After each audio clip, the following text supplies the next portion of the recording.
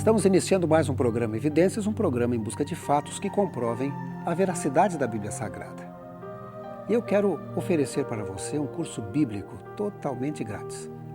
É só telefonar para 0 operadora 12 21 27 31 21 e solicitar o nosso curso bíblico inteiramente grátis.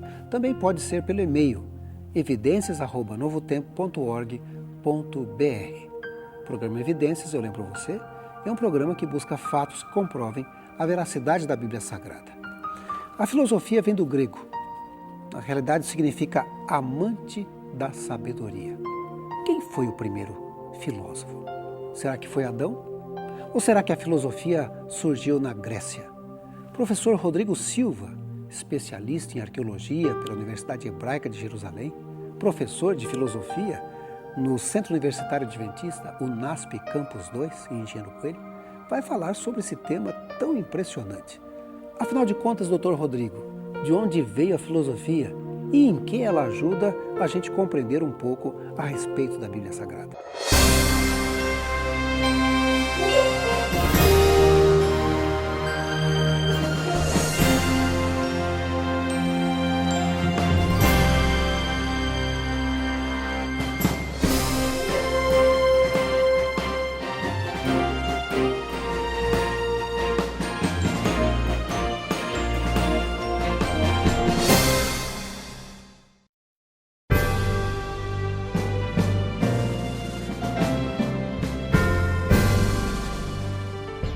Todos os que têm a oportunidade de cursar estágios da vida acadêmica desde o ensino médio até o doutorado ou livre docência já tiveram pelo menos um contato introdutório com a matéria de filosofia.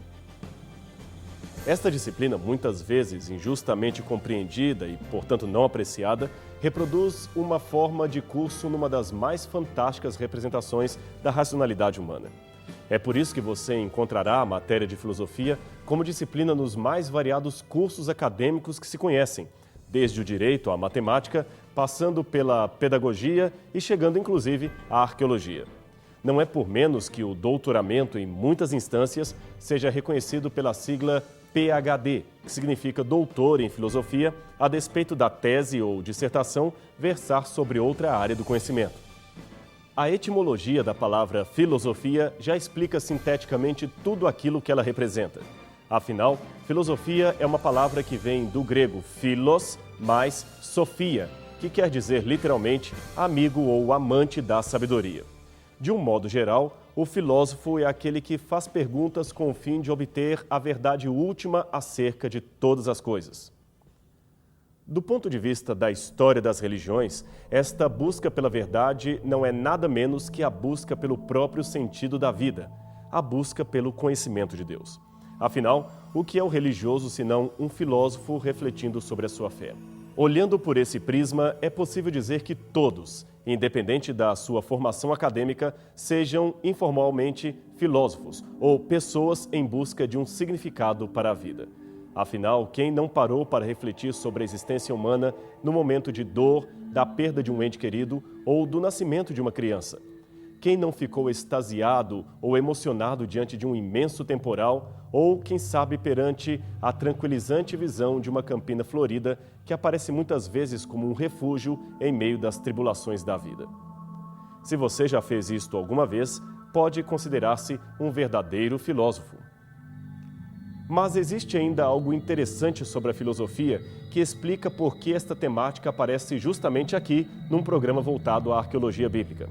Afinal, se filosofar significa buscar sabiamente o sentido da vida, então devemos, arqueologicamente, nos perguntar sobre desde quando o homem exerce essa faculdade mental. Se atentarmos para a Bíblia, descobriremos que esta é uma atividade que começou com Adão e Eva desde o dia em que foram criados e colocados no Jardim do Éden. Deus, exatamente no ato da criação, dotou ao primeiro casal da faculdade humana do dom, da reflexão, da investigação positiva, enfim, do desejo de conhecer. Adão, portanto, seria o primeiro filósofo da humanidade. Mas se você estudar alguns livros de história da filosofia, verá uma opinião diferente. O senso comum de muitos historiadores afirma que a filosofia nasceu no final do século VII e início do VI século a.C., nas colônias gregas da Ásia Menor, mais propriamente na cidade de Mileto. Mas foi em Atenas que ela se tornou mais expressiva, dando à cidade o título de capital do conhecimento humano. Não obstante, foi o sábio Tales, da cidade de Mileto, que viveu entre 639 e 547 a.C., aquele reputado como o primeiro filósofo grego. E foi a sua acertada previsão de um eclipse solar, ocorrido precisamente em 28 de maio de 585 a.C., que marcou para muitos o dia e a hora do nascimento da filosofia no mundo. O problema com esta visão é que, se considerarmos desde a invenção da escrita até ao eclipse de Tales, teremos um hiato de aproximadamente 2.000 anos de raciocínio humano que simplesmente é descartado pelos compêndios de história. Como se não houvesse filosofia antes da Grécia. John Burnet, antigo professor das universidades de Edimburgo e St. Andrews, escreveu em 1915 um tratado a respeito do que ele chamou de a aurora da filosofia grega. Ele defendia uma tese de que simplesmente não havia nada de filosófico antes da Grécia, ou seja, nada que pudesse ser chamado de filosofia. Para ele, foi o milagre grego que trouxe o sistema filosófico para a humanidade. O máximo que alguns autores admitem é que havia antes da Grécia não uma filosofia, mas uma sabedoria popular, misturada com conceitos de religião. Este é o pensamento, por exemplo, do clássico professor de Cambridge, Francis M. Cornford, que escreveu o livro Da Religião à Filosofia, largamente conhecido no mundo acadêmico.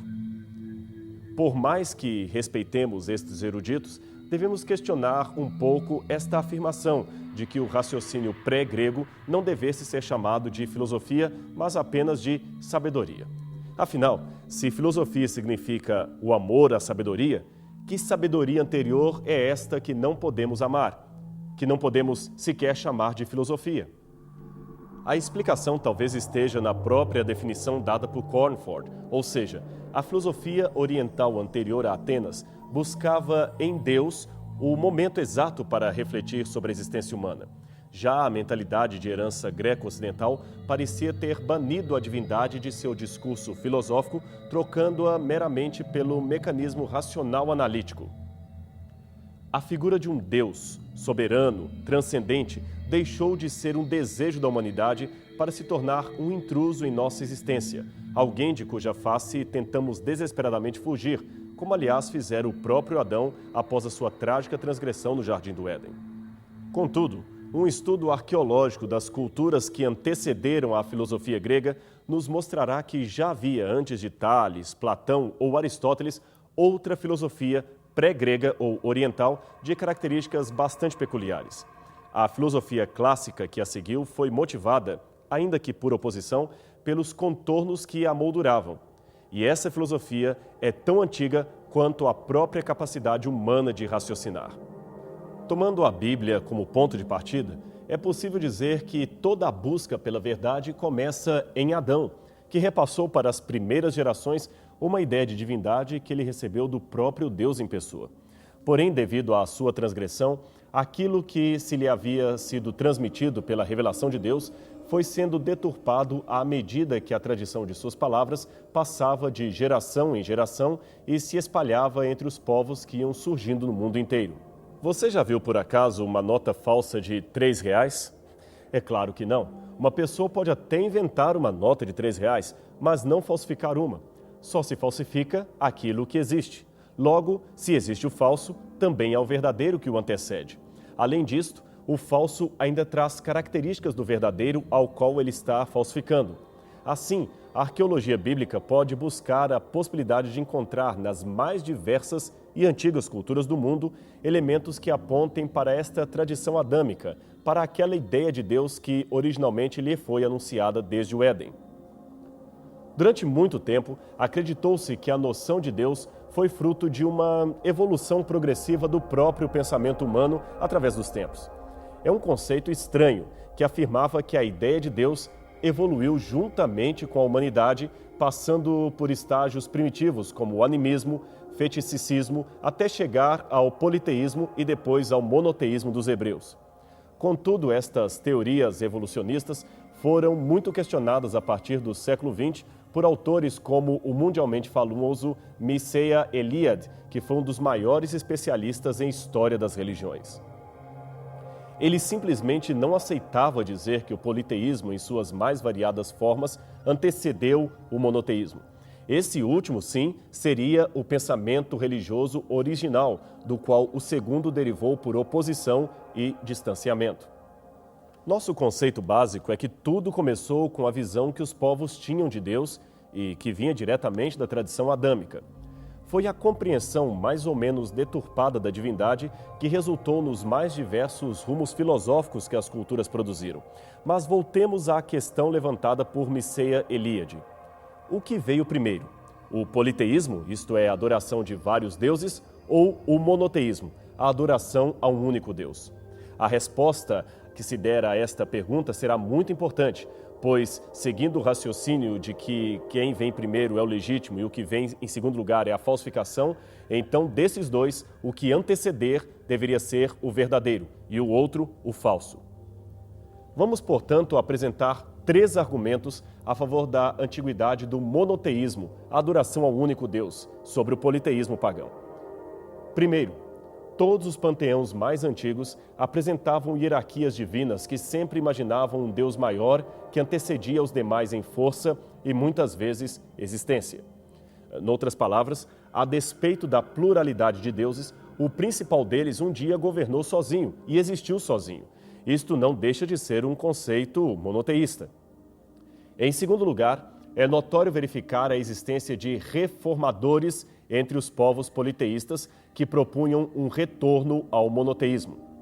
Akhenaten, no Egito, e Epimênides, na Grécia, são apenas 2 exemplos de muitos pensadores ou reformadores que intentaram não inovar, mas reimplantar o monoteísmo em sua sociedade, tratando-se não de algo novo, mas de uma volta às origens.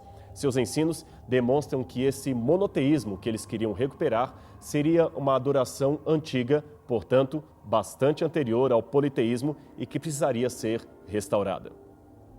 Em terceiro lugar, lembremos que a tendência histórica mais natural, em termos de história da filosofia, da sociologia e demais áreas de humanidades, parece ser sempre uma partida do singular ou do mais simples para o plural, isto é, o mais complexo. Noutras palavras, o sistema mais simples sempre parece ser o primordial, que, com o passar do tempo, torna-se mais complexo. E ninguém discute que a religião de um só Deus é tremendamente mais simples que o seguimento a vários deuses.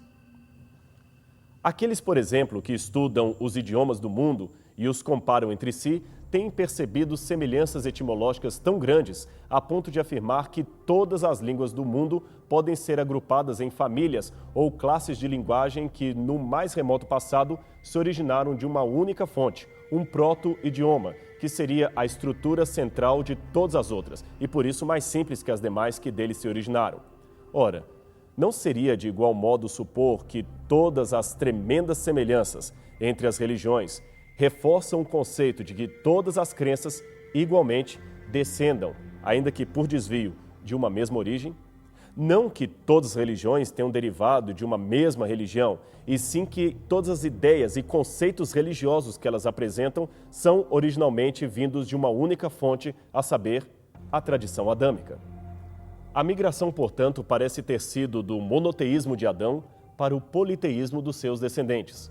Um caminho inverso daquele proposto pelos adeptos da evolução do conceito de Deus. Ao monoteísmo seguiram-se as tríadas locais, que são, ao que parece, a mais antiga tentativa de hierarquização dos deuses dentro das cidades-estado e ainda também as cidades independentes. Com a construção dos muros em torno dessas cidades-estado sumerianas por volta do 3º milênio e 2º milênio a.C., intensificou-se ainda mais a prática do enoteísmo, ou seja, a adoração de um deus particular de cada cidade. A seguir veio o animismo, que sugeriria uma maior intimidade e individualidade entre o adorador e o espírito que o protegia.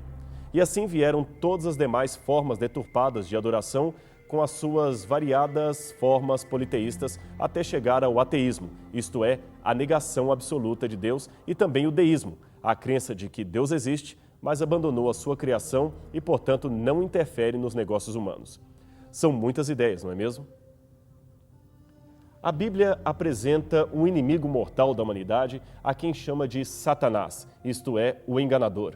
Segundo a teologia bíblica, ele sempre trabalha com extremos.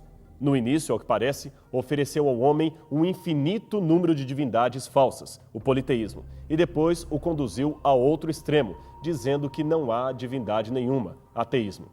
É por isso que, em termos de filosofia ou teologia bíblica, podemos dizer que a heresia e o extremismo são nada mais, nada menos que um lado da verdade que ficou louco e negou seus outros aspectos.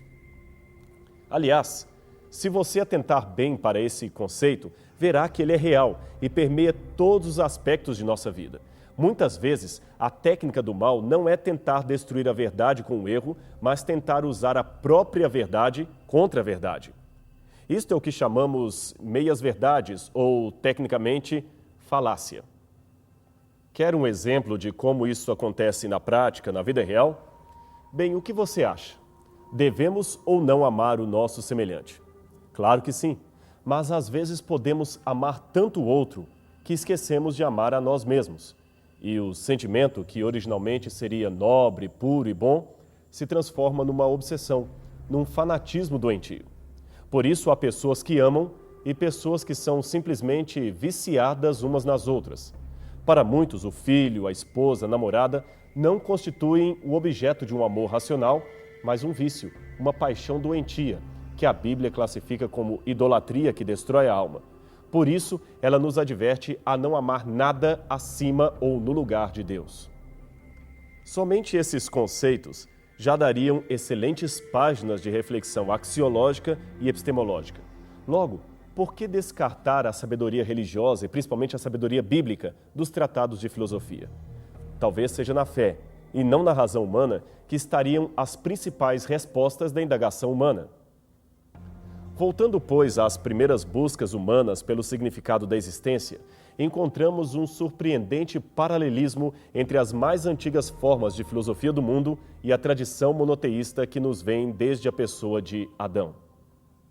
Para os que duvidam disto, podemos buscar um exemplo que define essa tradição e, para fazer sentido, ele não estaria no chamado mundo da Bíblia, mas sim em terras bem distantes dali, como a China, por exemplo, que além de ser uma das mais antigas culturas do mundo, está numa geografia distante do Oriente Médio. Pois bem, na China encontramos uma filosofia notável. Lao Qiu, o sábio chinês que viveu antes de Confúcio, emitiu ideias análogas à famosa República de Platão. Por seus escritos, descobrimos que a indagação filosófica na China inicia-se com a própria indagação religiosa daquele povo. Desde a antiguidade, os chineses já chamavam a Deus de Shang-Ti, o Senhor do Céu. A crença em Shang-Ti é anterior ao confucionismo e ao taoísmo, e também ao budismo, e não se sabe por quantos séculos. Nesta época, Shang-Ti era o único digno de adoração. Não havia outros deuses e ele não poderia ser adorado através de imagens ou de ídolos. Isto parece ter durado até o começo das dinastias chinesas, que vão desde 1066 até 770 a.C. Nesta época, devido a sérias crises internas, o imperador começou a arvorar para si as prerrogativas de suficientemente bom, e Shang-Ti só poderia ser adorado uma vez por ano. Alguns pensam que foi neste ponto que a China começou a se tornar politeísta, pois ao povo comum foi proibido render culto diretamente a Shang-Ti. Foi-lhe dito que a partir de agora o pai imperador tomaria conta de tudo. Desde então, uma multidão de deuses começou a proliferar na cultura chinesa.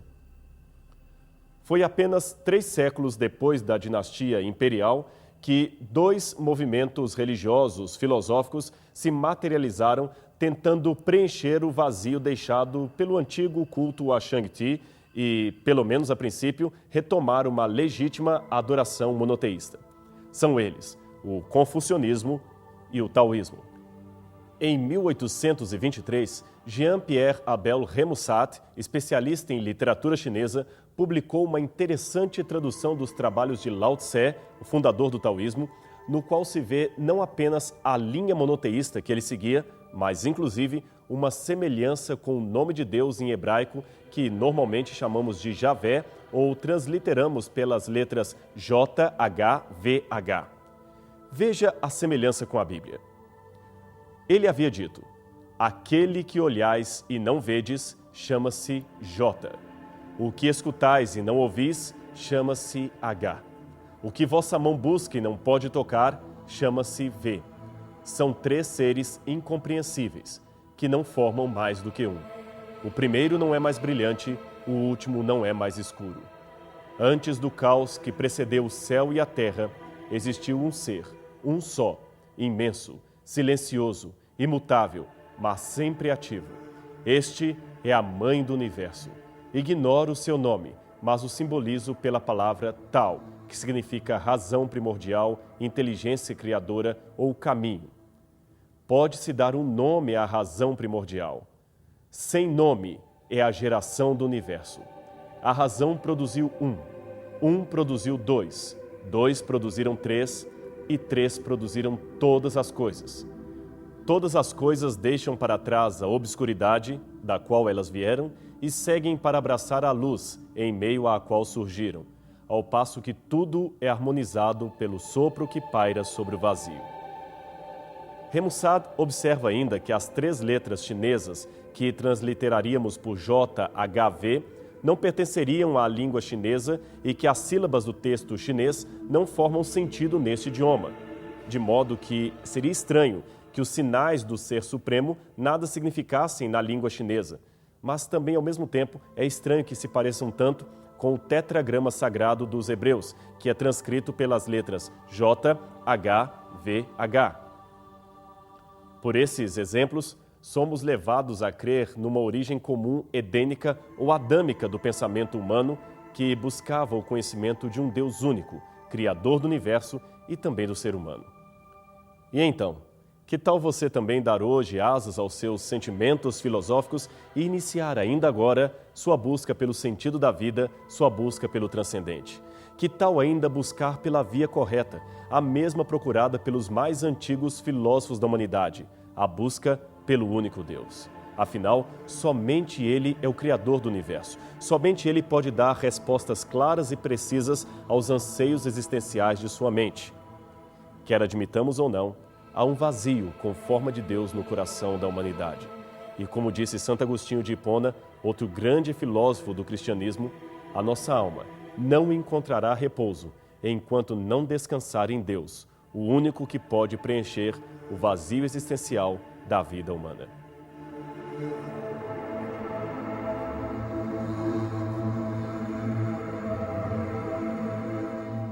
Este é um livro impressionante. Cada vez mais dentro do programa Evidências a gente percebe que este livro contém a verdade e é a verdade de acordo com ele. Vejam vocês que o programa Evidências busca fatos arqueológicos e históricos comprovando a veracidade da Bíblia Sagrada. Se você quiser estudar mais e pedir um curso bíblico totalmente de graça, telefone para nós, escreva. Nosso telefone é 0 operadora 12 21 27 31 21. Você liga, alguém vai atender diretamente nossa escola bíblica, vai pegar seu endereço e vai enviar aí na sua casa um curso bíblico totalmente de grátis. Ou você pode também enviar um e-mail, evidências@novotempo.org.br, e o curso vai pelo correio também aí para você. Vai ser um prazer atender o seu pedido. Lembre-se que este é o programa Evidências, um programa em busca de fatos que comprovem a veracidade da Bíblia Sagrada. Na próxima semana, voltaremos com mais um tema dentro do programa Evidências. Até lá.